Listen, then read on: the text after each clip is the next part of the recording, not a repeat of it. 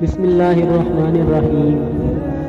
حضرت ابو ہریرہ رضی اللہ تعالیٰ عنہ سے روایت ہے کہ رسول صلی اللہ علیہ وسلم نے فرمایا، پانچوں نمازیں اور جمعہ سے جمعہ تک اور رمضان سے رمضان تک درمیان کے تمام گناہوں کو معاف کرنے والے ہیں، جبکہ کبیرہ گناہوں سے بچا جائے۔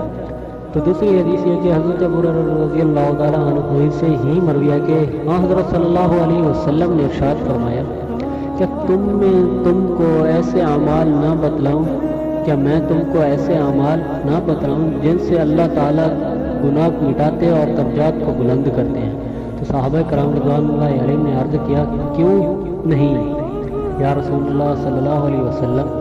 ارشاد فرمایا، ناگواری کے باوجود کامل وضو کرنا، مساجد کی طرف زیادہ قدم چل کر آنا اور نماز کے بعد دوسری نماز کا انتظار کرنا، بس یہ سرحد پر پہرا دینے کی طرح ہے۔